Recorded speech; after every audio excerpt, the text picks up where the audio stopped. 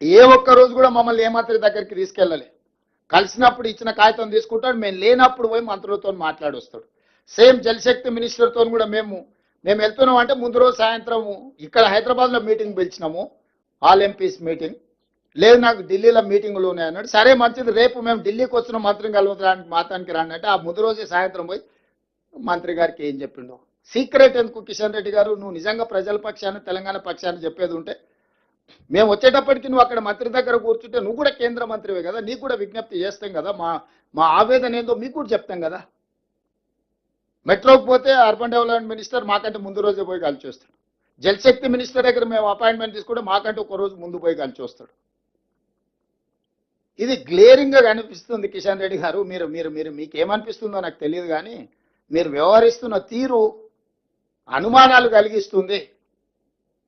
ఈ అనుమానాల్లో నివృత్తి చేయడమే కాదు, తెలంగాణ ప్రజల అవసరమైన హక్కులను సాధించడానికి మీరు ప్రయత్నం చేయాలి. మీరు మీ బాధ్యత నుంచి తప్పించుకోలేరు. కాబట్టి ఈ సమావేశంలో ఉన్న వాళ్ళు సాంకేతికపరమైన వివరాలు, న్యాయపరమైన అంశాలు, రాజకీయపరమైన విధానంలో మనం ఫోకస్డ్గా గవర్నమెంట్ ఆఫ్ ఇండియా మీద, మోడీ గారి ప్రభుత్వం మీద, కిషన్ రెడ్డి గారి వ్యవహార శైలి మీద మనందరం గ్రామాన మాట్లాడాలి. మన హక్కులను కాపాడే శక్తి నరేంద్ర మోడీ గారికి, బీజేపీకి ఉన్నది. రాష్ట్రాల యొక్క హక్కులను కాలరాయడానికి వాళ్ళకి 8 మంది ఎంపులను ఇవ్వలేదు. ఇది సుస్పష్టం. నూతన అధ్యక్షుడు భారతీయ జనతా పార్టీ తెలంగాణ శాఖ రామచంద్రరావు గారు కూడా నేను విజ్ఞప్తి చేస్తున్నా, మీరు నూతన అధ్యక్షుడిగా బాధ్యత తీసుకున్నందుకు మీకు శుభాకాంక్షలు తెలియజేస్తూనే, మీ ముందున్న మొట్టమొదటి సమస్య గోదావరి నదీ జలాల సమస్య. గోదావరి నదీ జలాల సమస్యను మీరు ప్రధానమంత్రి దగ్గరికి వారి దృష్టికి తీసుకెళ్లి తెలంగాణ రాష్ట్ర బీజేపీ అధ్యక్షుడిగా మొట్టమొదటి కార్యాచరణగా పెట్టుకోండి. ఈ సమస్యను పరిష్కరించడానికి అవసరమైన ప్రణాళికను సిద్ధం చేసుకోండి.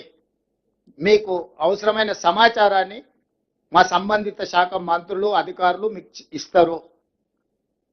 మీరు ఆ విధంగా ముందుకు వెళ్ళి ఈ సమస్యను పరిష్కరిస్తే బాగుంటుంది. ఈ సమస్యను పరిష్కరించేంత వరకు మనందరం సింగిల్ వాయిస్ కింద ఉండాలి.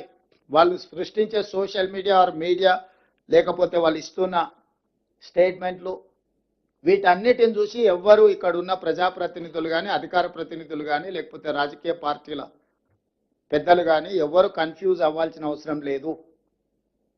తప్పులు చేసింది వాళ్ళే, తప్పులను సమర్థించుకుంటున్నది వాళ్ళే, తప్పులను మన మీదకి రుద్దాలని చూస్తున్నది వాళ్ళే. కాబట్టి మనమంతా రైట్ సైడ్ ఉన్నాం, రైట్ ఇష్యూ మీద మాట్లాడుతున్నాం. దీన్ని ఖచ్చితంగా ఎవరి స్థాయిలో వాళ్ళు, ఏ లెవెల్లో ఉన్న వాళ్ళు ఆ లెవెల్లో ఈ ఇష్యూని అడ్రస్ చేయాల్సిందే, మాట్లాడాల్సిందే. అనుభవజ్ఞులు కూడా బయటకు వచ్చి వాళ్ళ అనుభవంతో మాట్లాడాలి.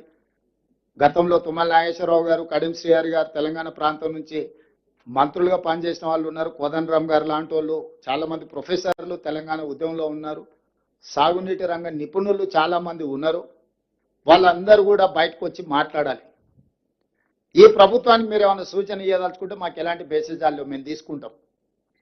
ఇంకా ఏమైనా బెటర్గా మేము పర్ఫామ్ చేయాలంటే మీ వైపు నుంచి ఏమైనా అడ్వైజ్ ఉంటే ఎనీ ఎక్స్పర్ట్, మాకేం అభ్యంతరం లేదు. ఎక్స్పర్ట్స్ ఏదైనా మాకు సూచనలు ఇస్తే కూడా వాటిని కూడా తీసుకుంటాం. అందుకోసమని ఈరోజు ఈ సమావేశాన్ని ఏర్పాటు చేసి ఇది ఒక అవగాహన సదస్సు. కృష్ణానది జలాలు, గోదావరి జలాలు, వాటి నేపథ్యంలో చట్టాలు, ఈరోజు రాజకీయ పార్టీలు మాట్లాడుతున్న లేవనెత్తుతున్న అంశాలను అన్నిటిని కూడా ఒకసారి మీ అందరితో పంచుకోవాలన్న ఆలోచన, మీకు అందరికీ వివరించాలి వాస్తవాలను. ఈ వాస్తవాలను వివరిస్తే ప్రజలకు కూడా మీరు వివరించగలుగుతారని ఒక ఆలోచనతోని సంబంధిత శాఖ మంత్రివర్యులు ఉత్తమ్ కుమార్ రెడ్డి గారు ఏర్పాటు చేసినందుకు, ఈ అన్నిటిని పర్యవేక్షించిన ఉప ముఖ్యమంత్రి వర్యులు బట్టి విక్రమార్క గారికి ఇద్దరికి అభినందనలు తెలియజేస్తూ మీ అందరి దగ్గర సెలవు తీసుకుంటున్నాం మిత్రులారా.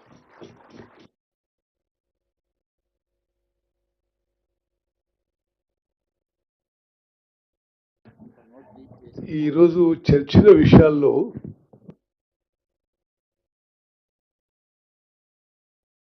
ఓకే, మహేష్ గౌడ్ గారు మాట్లాడతారు. గౌరవ ముఖ్యమంత్రి గారు,